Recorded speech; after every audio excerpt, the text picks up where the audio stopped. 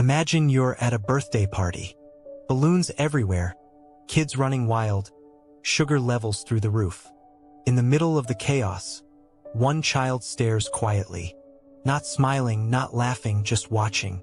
Then, without a flicker of hesitation, they knock over another kid's block tower, watch the tears roll down, and show absolutely nothing. No guilt, no apology, just a blank stare. Creepy, right? This isn't the stuff of horror movies. Psychologists have studied traits in children that, if left unchecked, can be early warning signs of what we call psychopathy in adults. Now, to be clear, not every child who shows these signs becomes a criminal mastermind or a serial manipulator. Human behavior is complicated, shaped by parenting, environment, and chance. But research does show that certain patterns can be strong predictors. Today, we're breaking down 7 unsettling signs that a child may be on the path to psychopathy. Some of these will shock you, others will make you think twice about behaviors adults often dismiss as just a phase. Let's dive in. Baby Darth Vader. Picture a sandbox. One kid is licking a shovel. Another is building a lopsided castle. And then there's that kid, the one who stomps on everyone else's castles with surgical precision. No laughter, no oopsie face, just a mini supervillain glare like Darth Vader before preschool. What you're seeing here might be an early glimpse of what psychologists call callous unemotional traits. These are markers of a child who can hurt others or destroy things without showing the normal flicker of empathy most toddlers have. A typical toddler is a whirlwind of feelings, crying one second, laughing the next. If they see another kid fall, they'll usually frown, or at least offer a clumsy pat. But a child with callous unemotional traits? They don't even flinch. Pain registers to them as background noise. Here's where it gets tricky. Parents sometimes mistake this for toughness. Look at Timmy, he doesn't cry when he scrapes his knee. What a strong little man. But psychologists warn, it's not strength. It's emptiness. If emotions are the body's smoke alarm, these kids are missing the batteries. Studies show kids with these traits tend to score lower on empathy tests. That might sound harmless in the sandbox years, but fast forward. Less empathy means more willingness to manipulate, exploit, or harm later in life. It's not destiny, but it is a warning sign. The lying Olympics, all kids lie. No, I didn't eat the cookie, they say with chocolate smeared across their face. But some kids take lying to Olympic levels. Researchers studying psychopathy in children have noticed a pattern. Kids at risk don't just lie to dodge punishment. They construct worlds. Elaborate, Tolkien-level stories with plots, characters, and alibis. For example, the lamp didn't break because I threw the ball inside. Actually, a ghost knocked it over. Uncle Greg saw it too. But you can't ask him right now because he joined the circus. This isn't clumsy fibbing. It's practice for manipulation. Psychologists think it comes from 2 things: intelligence and emotional detachment. These kids learn early that lies can bend reality. And without guilt acting as a brake pedal, they keep driving forward. While most children eventually discover that honesty keeps life simple, psychopathy-prone kids double down. They're not just covering mistakes, they're testing control. Each lie is an experiment in power. Parents of these mini spin doctors often feel like unpaid interns in their child's personal PR firm. Every conversation starts to feel like a cross-examination. And the danger? If unchecked, those skills evolve into the kind of strategic deceit that fuels adult con artists, fraudsters, and manipulators. Creepy calmness. Picture this. The fire alarm blares. Smoke fills the classroom. Kids scream, adults panic. But one child, sitting there like they're waiting for the bus. Calm. Too calm.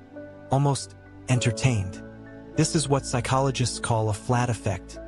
An unnerving calmness in situations where most people feel fear or stress. Kids with psychopathic tendencies often have unusually low physiological responses to stress. Research shows they may have lower resting heart rates and reduced skin conductance, a fancy way of measuring sweat response. Translation: their body doesn't react the way most of ours does. Here's the chilling part. This isn't Zen monk calm.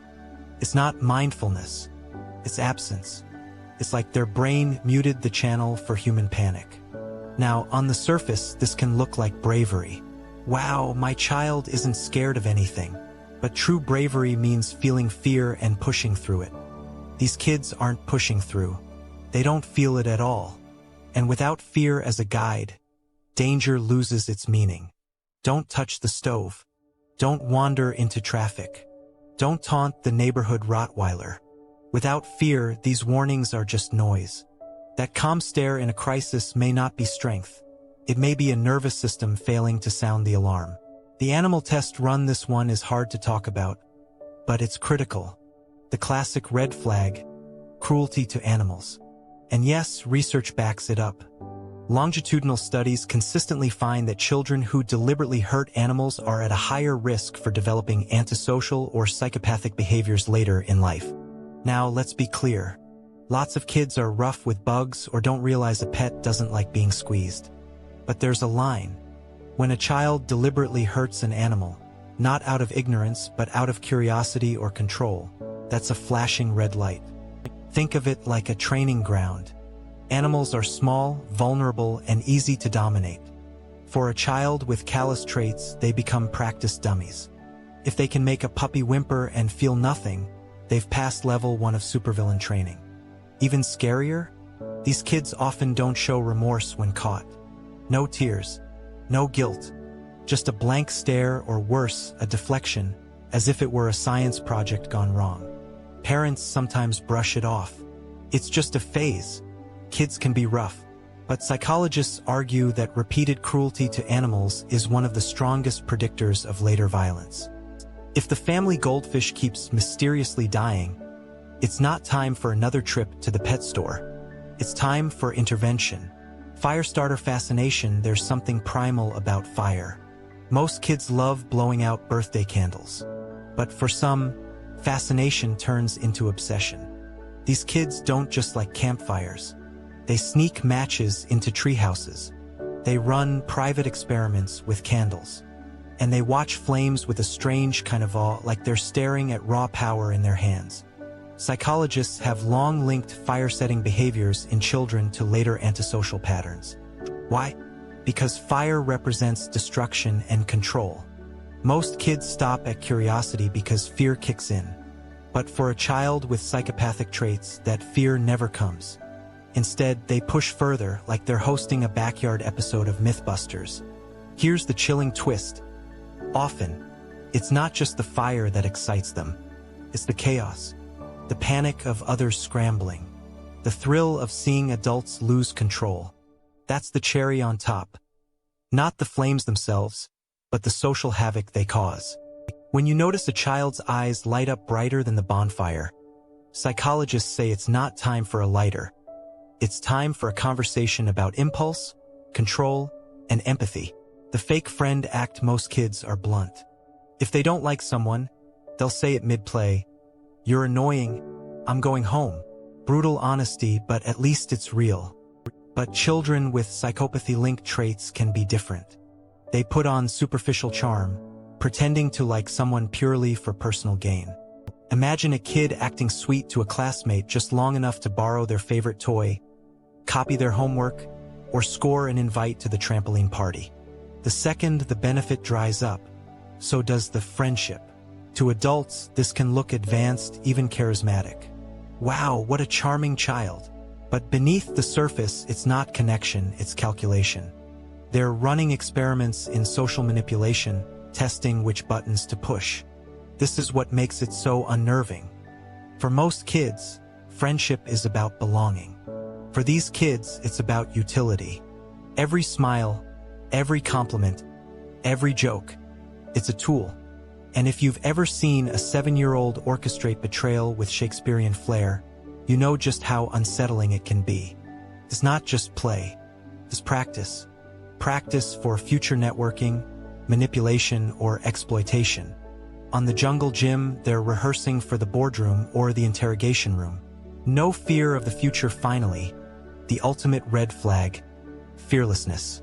And not the wholesome kind, like learning to ride a bike without training wheels. We're talking about the unsettling kind, walking into traffic without blinking, climbing rooftops with no hesitation, picking fights with kids twice their size. Fear is what keeps most of us alive. Don't touch the stove. Don't jump off the roof. Don't stick a fork in the outlet. These lessons are written into us by experience, and by the amygdala, the brain's fear center.